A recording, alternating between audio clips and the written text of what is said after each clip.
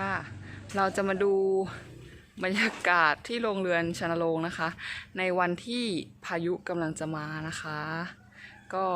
ที่ใต้ทางนี้จะมีฝนเยอะสักนิดนึงนะคะช่วงนี้แล้วก็จะมาประมาณเนี้ยค่ะช่วง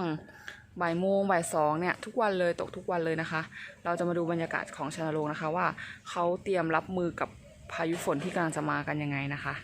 ค่ะเราจะสังเกตเห็นได้ว่าลมเริ่มแรงฟ้าเริ่มครึ้มนี่ค่ะแล้วเดี๋ยวฝ้ายก็จะต้องรีบวิ่งกลับบ้านนี่เราจะมาดูนะคะว่าเขาเตรียมตัวรับมือกับพายุฝนกันยังไงนะคะอันนี้รังที่แขวนไว้เนี่ยค่ะก็จะมีแกว่งหน่อยๆเพราะว่าลมมานะคะแต่ว่าจะไม่มีผลอะไรมากกับชานโรงนะคะแล้วก็เราจะมาดูนี่ค่ะเขาจะเริ่มรู้แล้วว่าเดี๋ยวฝนกำลังจะมาการออกหากินของเขาจะน้อยลงแต่ว่าตัวที่ออกหากินไปแล้วก็จะเริ่มกลับมานะคะอันนี้ที่นี่จะเป็นที่เห็นวางติดๆกันแบบนี้ที่วางติดๆได้เพราะว่าเป็นกล่องเปล่าด้วยแล้วก็เป็นกล่องที่มีตัวชนโรงด้วยเพราะว่าพี่นพจะวางแบบล่อให้เขาเข้าอยู่เองในกล่องนะคะตรงนี้จะไม่มีรังที่เราแยกขยายมาที่อยู่ตรงนี้ทั้งหมดจะเป็นรังที่เขาเข้าอยู่เองนะคะก็นี่รังนี้น่าจะเพิ่งเข้าอยู่เพราะว่าเราเอากล่องเก่ามาบางทีเขาเรียกเราแยกขยายไว้แล้วรังนั้นไม่รอดรังล่มอะไรอย่างเงี้ยค่ะเราก็เอามาทาฟีโรโมนเพิ่มแล้วเราก็เอามาวางล่อไว้นะคะเอาไว้ให้เขาเป็นพ่อแม่พันธุ์เพราะว่าของที่สวนเนี่ยเราจะเน้นให้เขาเข้าอยู่รังล่อเองกันเยอะเพราะว่ามันจะได้ตัวที่แข็งแรงเขาบินออกมาอยู่หาที่อยู่กันเองนะคะจะสังเกตว่าพอฝนเริ่มมาเนี่ยเขาเริ่มจะสงบจะไม่แบบบินเข้าบินออกปุ๊บอันนี้เราอยากเข้าไปใกล้มากค่ะพึ่งโพงเข้ามาอยู่กล่องพึ่งด้วย1รังสังเกตรังนี้นะคะนี่เขาจะเริ่มไม่ค่อยออกหากินเพราะว่าฝนกำลังจะมาเดี๋ยวขออนุญาตเดินผ่านหน้ารังพึ่งโพงต้องรีบไปแบบนิ่มๆ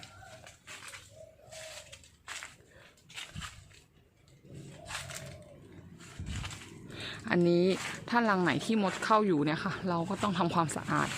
แล้วก็ชนโรงจะได้เข้าอยู่นะคะ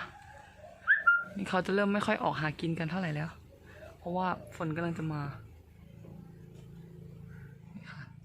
เดี๋ยวเราพาเดินไปดูข้างหลังนะคะอันนี้จะเป็นรักแรกพบที่ฝ้ายปลูกไว้พี่นพขุดหลุมให้ฝ้ายปลูก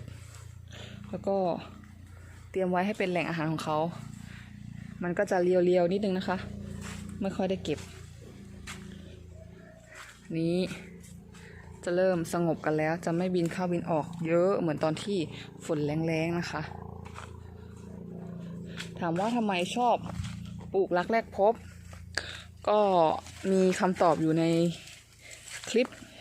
ของบ้านสวนสิริจันทร์นะคะคลิปอื่น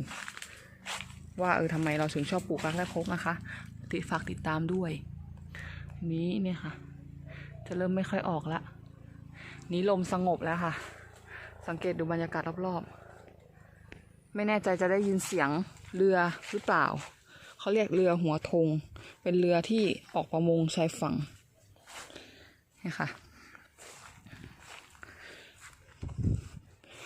ลมเริ่มนิ่งแล้วฝนใกล้จะเทแล้ว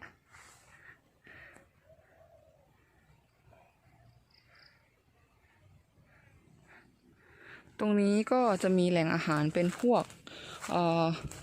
ต้นไม้พวกผลไม้บ้างแล้วก็พวกติดป่าชายเลนเงี้ยค่ะก็จะมีต้นไม้ในป่าชายเลน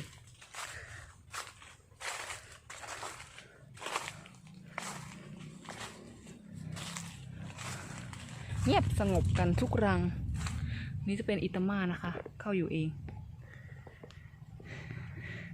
ดีใจยิ่งกว่าถูกหวยก็เวลาตั้งรังล่อไว้แล้วอิตาม่าเข้าอยู่เนี่ยค่ะเห็นไหมขนาดอิตาม่ายังไม่ออกเลยโอเคก็คลิปนี้จบเท่านี้นะคะฝากกดไลค์กดแชร์กด Subscribe ด้วยนะคะขอบคุณนะคะบ๊ายบาย